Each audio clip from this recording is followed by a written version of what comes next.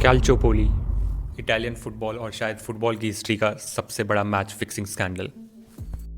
तो कैल्चोपोली स्कैंडल एक ऐसी चीज़ है कि अगर आपने इसका मेंशन, इसका जिक्र भी किसी पुराने इटालियन फुटबॉल फ़ैन के सामने कर लिया तो आपको तरीके से बैठा के उसके बारे में समझाएगा, अपना ओपिनियन शेयर करेगा।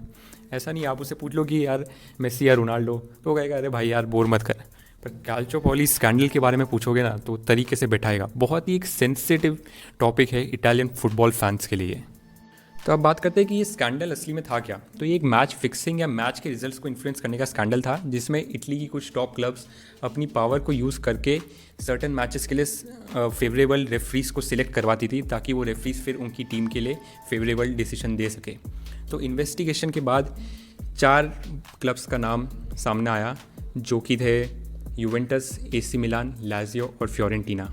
कि इन 4 क्लब्स का सबसे ज़्यादा इन्वॉल्वमेंट था। कहा जाता है कि दूसरी क्लब्स भी थी पर उनका बहुत ही कम इन्वॉल्वमेंट था, उनने कुछ ज़्यादा रॉन्ग करा नहीं था, पर ये 4 क्लब्स मेजरली इन्वॉल्व थी इस स्कैंडल में। तो अब बात करते हैं कि स्कैंडल पकड़ा कैसे गया। तो असल में उस टाइम पे यूवेंटस पे एक और केस चल रहा था।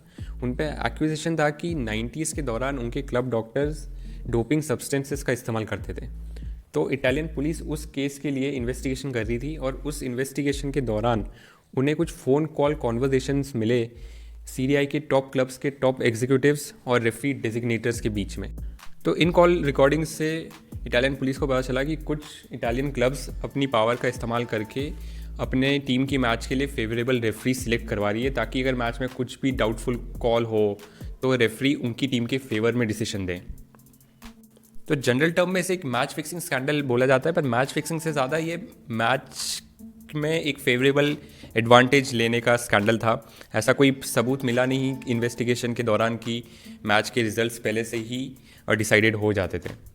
तो इस स्कैंडल का मेन एक्यूजेशन था वो यूवेंटस के स्पोर्टिंग डायरेक्टर लुसियानो मोजी के खिलाफ था।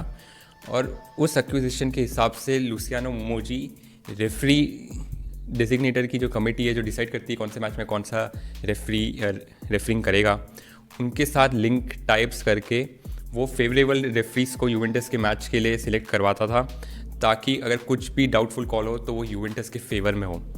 और ये पूरी फ़ोन कॉल की ट्रांसक्रिप्ट्स पूरी की पूरी इटालियन न्यूज़पेपर्स में प्रिंट हुई थी। और ये इतना बड़ा खुलासा था कि जो इटली का जो सबसे फेमस स्पोर्ट्स न्यूज़पेपर है गज़ेटे डेलो स्पोर्ट, उसके हर दिन रेगुलर से 50,000 कॉपी ईच डे ज़्यादा बिकने लग गई। इतनी क्यूरियोसिटी इस स्कैंडल ने इटालियन लोगों के बीच में पैदा करी। और जो उनके एक जर्नलिस्ट ने एक बहुत फेमस कोट कहा था कि ये स्कैंडल इतना इम्पॉर्टेंट है कि एक ओल्ड लेडी, इटली की एक ओल्ड लेडी जिसको फुटबॉल में कोई इंटरेस्ट नहीं है, वो भी सुबह सुबह जाके स्पोर्ट्स न्यूज़पेपर खरीदती थी ताकि वो पढ़ सके कि स्कैंडल में क्या हो रहा है। तो मतलब जिनको स्पोर्ट्स फुटबॉल से कोई रिलेटेड नहीं है, जिनको कोई उसमें इंटरेस्ट नहीं है, वो भी इसके बारे में जानना चाहते थे। तो इतना बड़ा स्कैंडल और इतनी क्यूरियोसिटी इटालियन लोगों में इस स्कैंडल ने जनरेट करी थी। तो इस स्कैंडल का सबसे पहले खुलासा मई 2006 में हुआ। फिर उसके बाद इस केस चला और 4 जुलाई 2006 को इटालियन फुटबॉल फेडरेशन के जो प्रोसिक्यूटर थे, यानी जो उनकी तरफ से केस लड़ रहे थे, स्टेफानो पेलाजी, उनने कोर्ट से अपील करी कि जो मेन 4 अक्यूज क्लब्स है यानी यूवेंटस, एसी मिलान, फ्योरेंटीना और लाजियो, इन चारों को सीरिया ए से बाहर फेंक देना चाहिए। और इनिशियली कोर्ट का डिसीजन भी यही आया, इन चारों क्लब्स को सीरिया बी में डिमोट कर दिया गया और इन सबको उसके अलावा पॉइंट्स डिडक्शन की पेनल्टी भी लगाई गई। पर ऑब्वियसली सब क्लब्स ने ये डिसीजन को एक्सेप्ट नहीं करा और उन्हें रिव्यू अपील कोर्ट के डिसीजन के अगेंस्ट डाली। तो जिस पे 4 में से 3 क्लब्स यानी एसी मिलान, फ्योरेंटीना और लाजियो की जो सीरिया बी में डिमोशन की पेनल्टी थी उससे कैंसिल कर दिया, उन्हें डिमोट नहीं करा और उनको कुछ पॉइंट्स के पॉइंट्स डिडक्शन पेनल्टी डाल दी।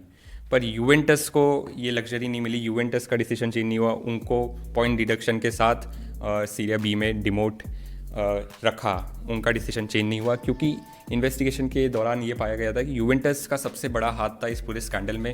उनके जो स्पोर्टिंग डायरेक्टर थे लुसियानो मोजी, उनने पूरा एक सिस्टम बना रखा था जिससे वो जैसे कि मैंने बताया कि वो फेवरेबल रेफरीज यूवेंटस के मैचेस के लिए सिलेक्ट करवाते थे, और वो ताकि उनकी फ़ोन कॉल्स ट्रैक ना हो सके इसलिए वो स्विस सिम कार्ड यूज़ करते थे।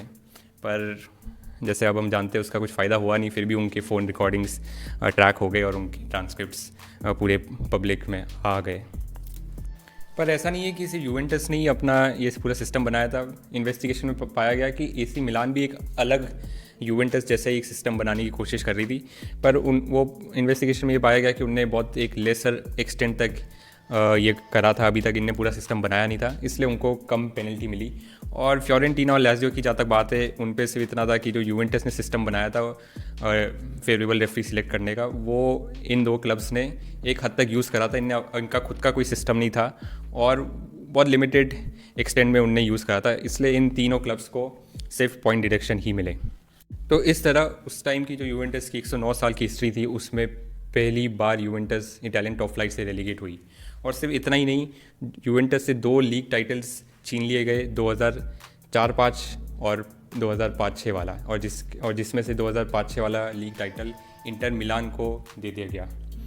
तो जैसे यूवेंटस रेलीगेट हुई तो ऑफ कोर्स कुछ प्लेयर्स ने यूवेंटस को छोड़ दिया, क्योंकि वो अब सीरिया बी में खेलना नहीं चाहते थे, जैसे कि ज़्लाटान इब्राहिमोविच, पैट्रिक विएरा।